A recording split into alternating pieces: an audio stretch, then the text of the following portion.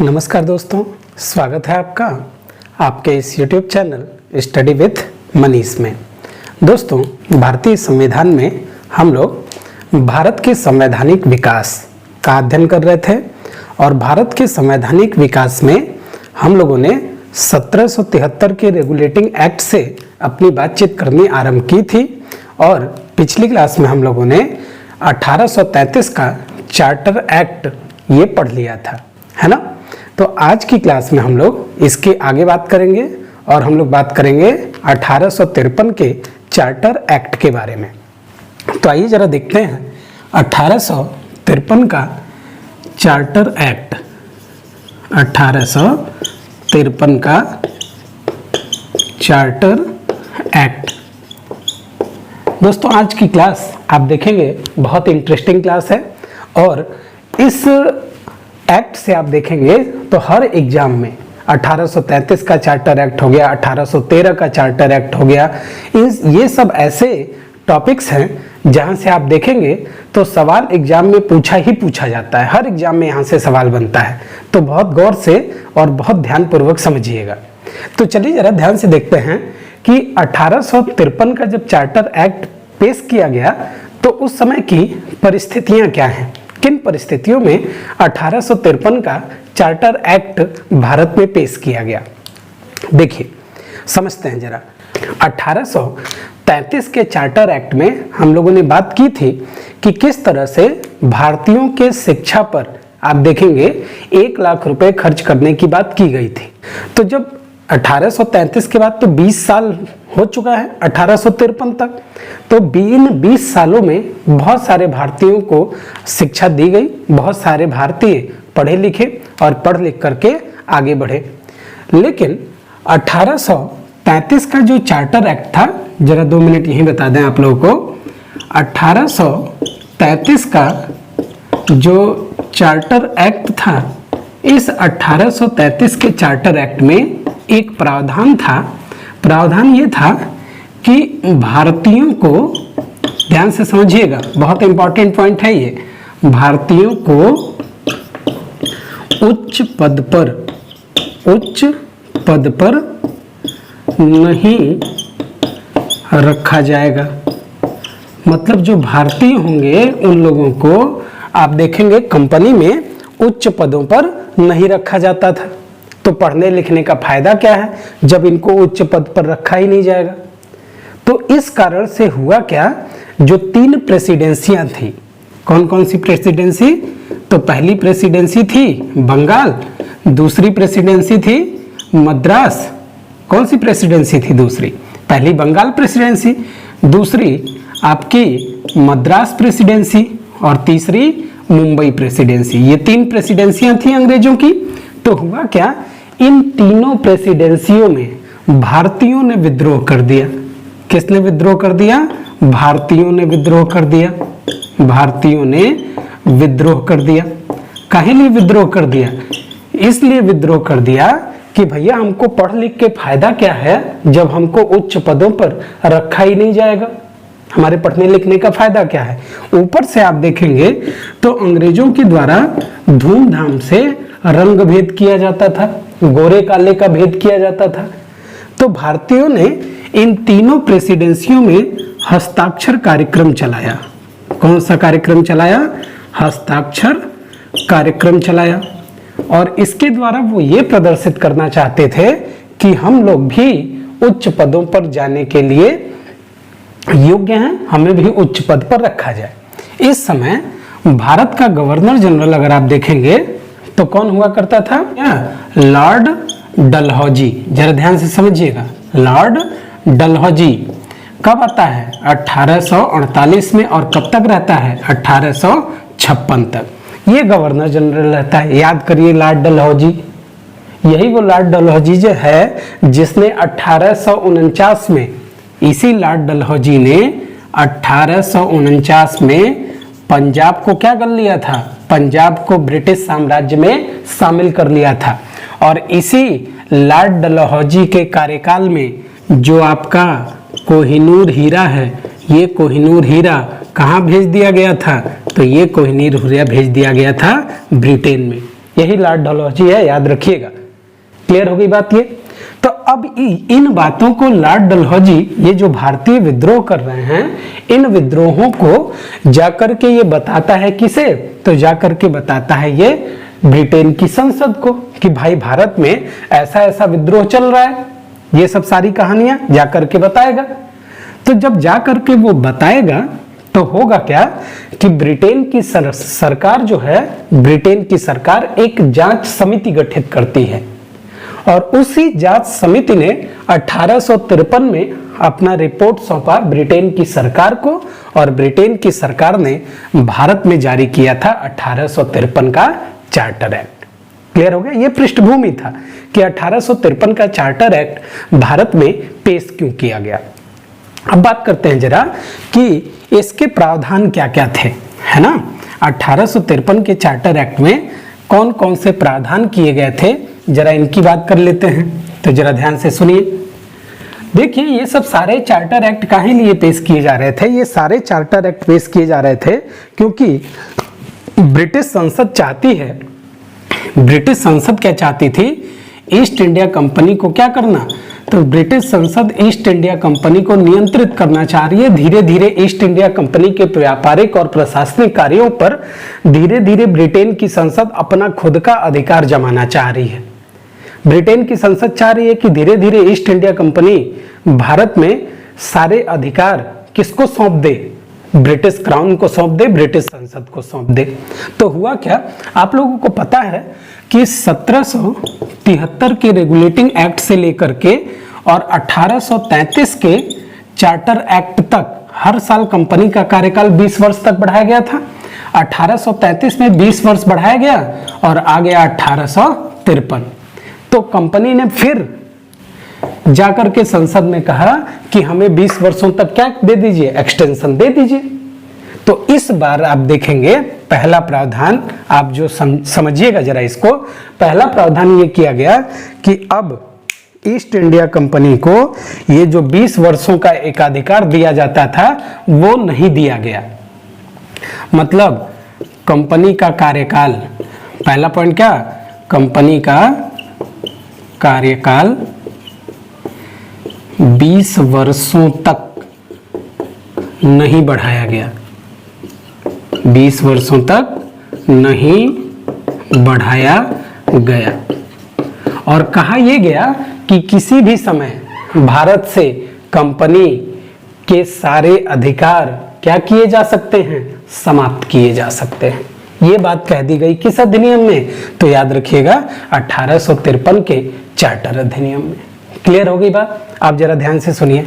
आप सबको पता है कि 1833 में, 1833 के एक्ट में गवर्नर जनरल और उसकी जो परिषद थी उसमें एक चौथा, भाई गवर्नर जनरल और उसकी परिषद याद करिए, एक चौथा सदस्य शामिल किया गया था।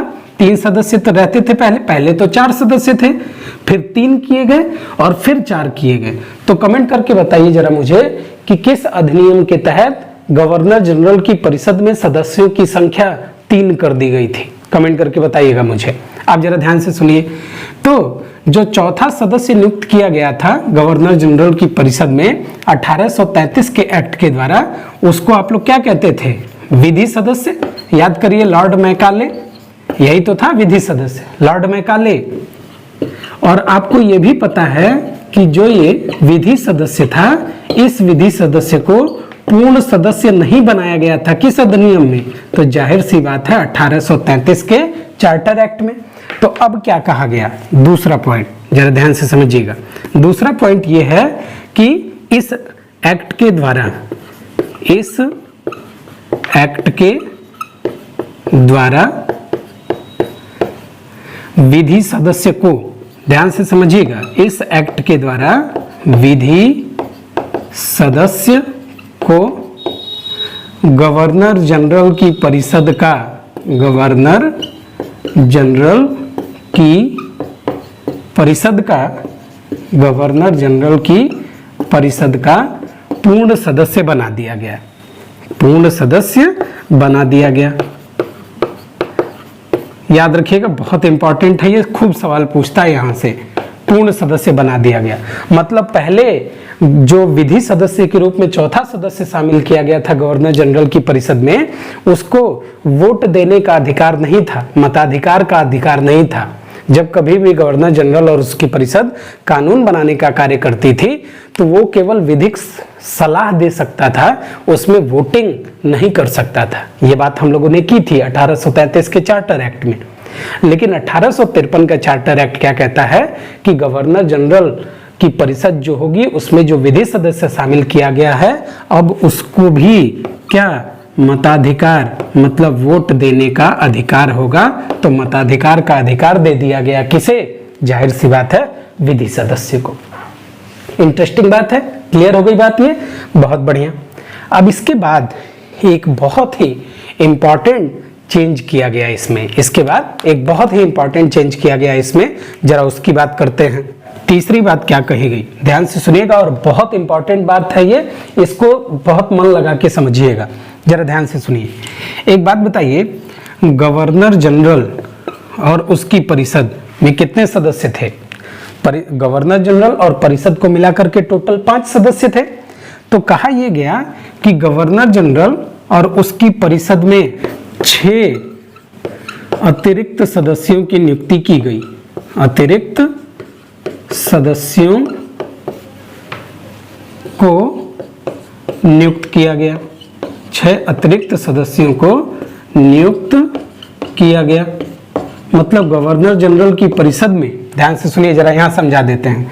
पहले गवर्नर जनरल था और प्लस 4 सदस्य थे। अब क्या किया गया, अब इसमें 6 सदस्य और बढ़ा दिए गए, 6 सदस्य और बढ़ा दिए गए। और कहा यह गया कि गवर्नर जनरल अगर चाहे तो इसमें 2 सदस्यों को और बढ़ा सकता है।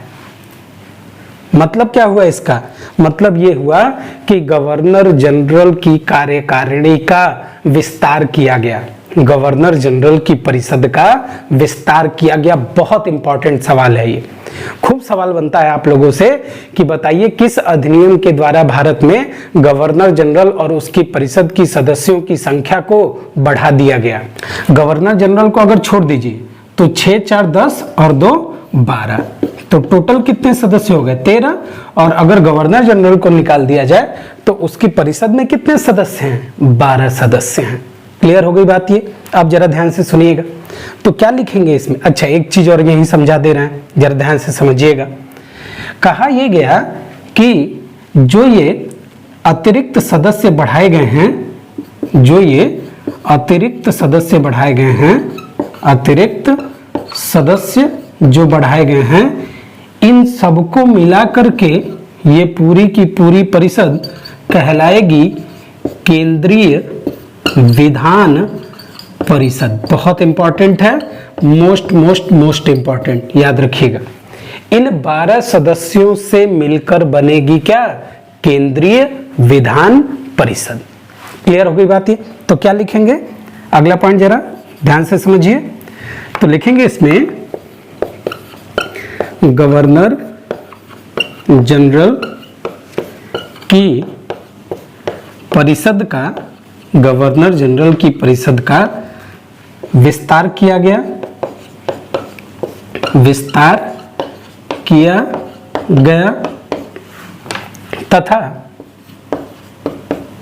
तथा कितने सदस्य? 6 और 2 8, तथा 8 नए सदस्यों, 8 नए सदस्यों या अतिरिक्त सदस्यों को शामिल किया गया, शामिल किया गया, शामिल किया गया। तो अगर पूछा जाए गवर्नर जनरल की परिषद में कुल कितने सदस्य थे, तो 12, और गवर्नर जनरल को मिला देंगे तो 13। तो जब कभी भी कहा यह गया कि केंद्रीय विधान परिषद, पहली बार यहां एक शब्द यूज हुआ है, केंद्रीय विधान परिषद, अर्थात विधायिका का निर्माण किया गया। मतलब जब कभी भी भारत के लिए कोई कानून बनाना होगा तो ये 12 सदस्य बैठ करके क्या करेंगे? कानून बनाएंगे। ये बात कही गई किस अधिनियम में? ये बात कही गई 1853 के चार्टर एक्ट में। अच्छा, एक चीज याद रखिएगा, ये जो आपके 12 सदस्य हैं, इन 12 सदस्यों को ये कहा गया कि ये 12 सदस्यों में से जो ये अतिरिक्त सदस्य हैं, इन अतिरिक्त सदस्यों को मताधिकार का अधिकार नहीं होगा। मतलब इनको वोट देने का, वोटिंग का अधिकार नहीं था। किनको? अतिरिक्त सदस्यों को। तो अगला पॉइंट लिखेंगे, अतिरिक्त सदस्यों को वोट देने का अधिकार नहीं था। वोट देने का अधिकार नहीं था। बहुत बढ़िया। इनको वोट देने का अधिकार नहीं मिला, नहीं दिया गया। मतलब ये शामिल तो हैं गवर्नर जनरल की परिषद में, लेकिन इनको वोट देने का अधिकार नहीं दिया गया था। और कहा यह गया कि गवर्नर जनरल जब चाहे तब अपने परिषद के निर्णय पर वीटो पावर लगा सकता है। मतलब भारत के गवर्नर जनरल को इतना शक्तिशाली बना दिया गया इस अधिनियम में कि वो इस विधायिका के किसी भी कानून पर वीटो पावर लगा सकता था। तो याद रखिएगा, अगला पॉइंट क्या लिखेंगे? क्या? गवर्नर जनरल के पास, गवर्नर जनरल के पास वीटो पावर की शक्ति थी। वीटो पावर की शक्ति थी, मतलब वो अपने परिषद के निर्णय को कभी भी क्या कर सकता था? बदल सकता था। किसी भी कानून को कभी भी क्या कर सकता था? रद्द कर सकता था। ये बात हमेशा याद रखिएगा। किस अधिनियम के तहत प्रावधान हुआ? 1853 के चार्टर एक्ट के तहत। चलिए, अगर अगली बात करें, ध्यान से समझिएगा, अगर अगली बात करें तो अगली बात यह है कि देखिए, विधायिका मतलब केंद्रीय विधान परिषद, और केंद्रीय विधान परिषद में गवर्नर जनरल को मिलाकर के कितने सदस्य थे? 12 सदस्य थे। देखिए जरा एक पॉइंट और यहीं समझा दें। ये है गवर्नर जनरल और प्लस उसके 12 सदस्य, 12 सदस्य, इनको मिला करके कहा जाता था क्या? केंद्रीय विधान परिषद। केंद्रीय विधान परिषद। ये जो केंद्रीय विधान परिषद हैं, इनमें से आप देखेंगे जरा, जो अतिरिक्त सदस्य जोड़े गए, मतलब 8 सदस्य, यही तो हैं अतिरिक्त सदस्य, 6 और 2 8 सदस्य। इन 8 सदस्यों को वोटिंग का अधिकार नहीं है, मताधिकार का अधिकार नहीं दिया गया है। तो फिर ये करेंगे क्या? तो जाहिर सी बात है, कहा यह गया ये विधि बनाने में सहयोग करेंगे। विधि बनाने में सहयोग करेंगे, मदद करेंगे। जब कभी विधि बनाई जाएगी तो उसमें ये क्या करेंगे? सहयोग करेंगे। ठीक है, ये बात क्लियर हो गई। तो ये आपकी है केंद्रीय विधान परिषद। और जो गवर्नर जनरल और उसकी परिषद है, ये जो 4 लोग हैं, ये कहलाती थी कार्यपालिका। ये कहलाती थी क्या? कार्यपालिका। तो गवर्नर जनरल और उसकी परिषद मतलब कार्यपालिका का कार्य अलग कर दिया गया, और ये जो विधायिका है, इस विधायिका का कार्य अलग कर दिया गया। मतलब जब कभी भी गवर्नर जनरल और उसकी परिषद कार्यपालिका के रूप में काम करेगी, तो ये जो 8 सदस्य हैं वो बाहर रहेंगे, उनका कार्यपालिका से कोई लेना देना नहीं होगा। तो याद रखिएगा, इसी अधिनियम के द्वारा पहली बार, इस एक्ट के द्वारा कार्यपालिका को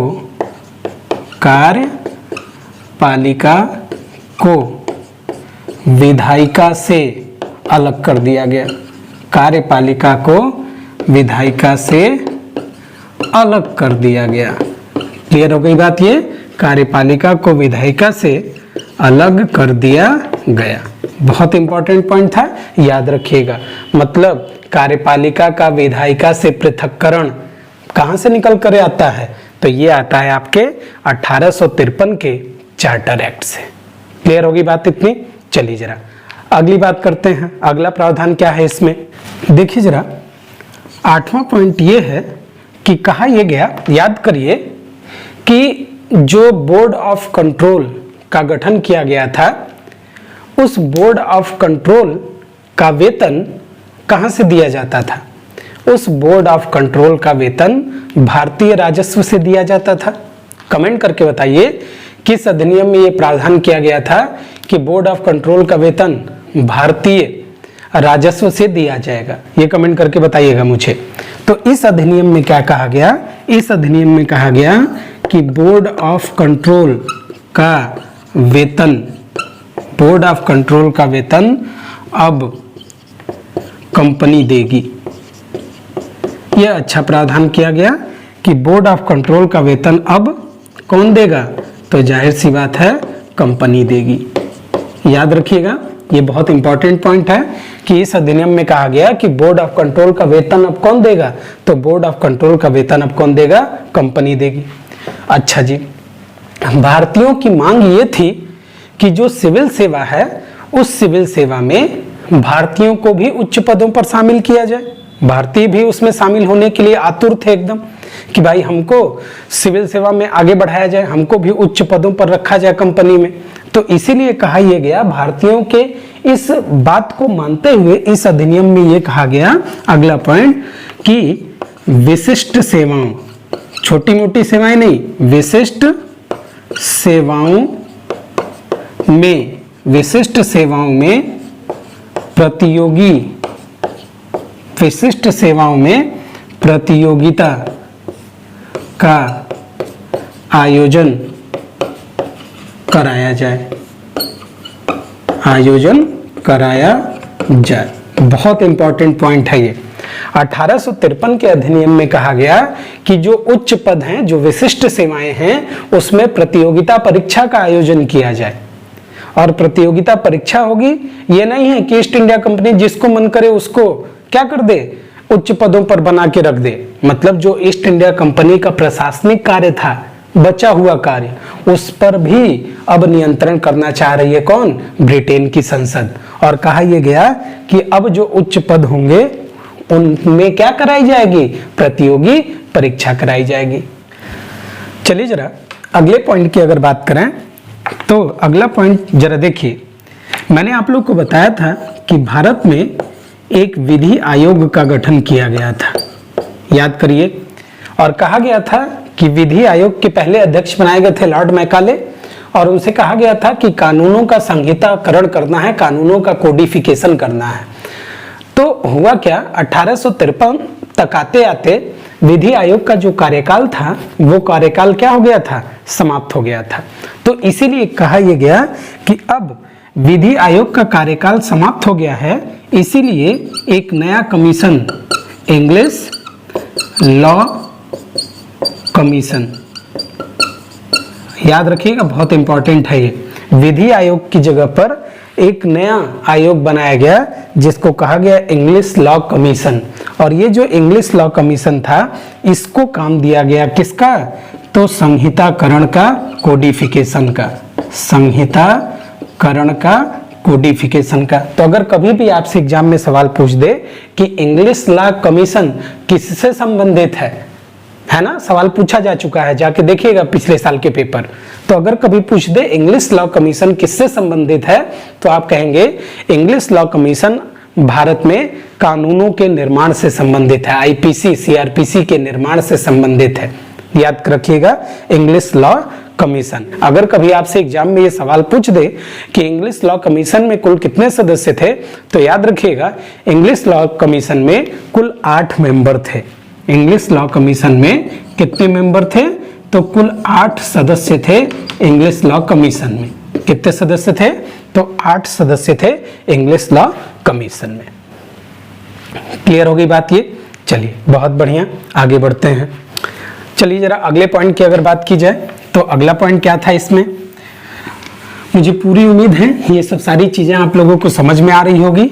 2-3 बार वीडियो को बार बार रिवाइंड करके देख लीजिएगा, सारी चीजें एकदम याद हो जाएंगी। बच्चों, पढ़ाई का कोई भी शॉर्टकट नहीं होता है ना? शॉर्टकट नहीं ढूंढना है जीवन में कभी भी। शॉर्टकट से कभी भी आपको कोई भी परीक्षा निकालने में कभी भी सहयोग नहीं मिलेगा। मेहनत करिए दम लगा करके, किसी भी परीक्षा में सफलता की कुंजी सिर्फ एक है, वो है आपकी मेहनत। तो दम लगा के मेहनत करिए। चलिए जरा देखते हैं अगला पॉइंट क्या था। जो आपका निदेशक मंडल था कोर्ट ऑफ डायरेक्टर, जो आपका निदेशक मंडल था, ये निदेशक मंडल किसका है? ईस्ट इंडिया कंपनी का। इसी निदेशक मंडल में शेयर आधारित नियुक्तियां की जाती थी, याद करिए, मैंने बताया हुआ है आप लोगों को पहले। तो निदेशक मंडल में कुल कितने सदस्य होते थे? 24 सदस्य होते थे। तो 1853 के चार्टर एक्ट के द्वारा कहा गया कि निदेशक मंडल में अब 24 की जगह कुल 18 सदस्य ही होंगे। मतलब निदेशक मंडल के सदस्यों की संख्या क्या कर दी गई? घटा दी गई। लो, कंपनी के ऊपर भी ब्रिटेन के संसद का हस्तक्षेप स्टार्ट हो चुका है। कंपनी को भी अपने कंट्रोल में करना चाह रही है कौन? ब्रिटेन की संसद। अभी इसमें देखेंगे, आपको समझ में आ जाएगा। कहा यह गया कि ये जो 18 सदस्य हैं, इन 18 सदस्यों में से 6 सदस्यों की नियुक्ति 6 सदस्यों की नियुक्ति किसके द्वारा की जाएगी? तो ये की जाएगी ब्रिटिश क्राउन के द्वारा। लीजिए,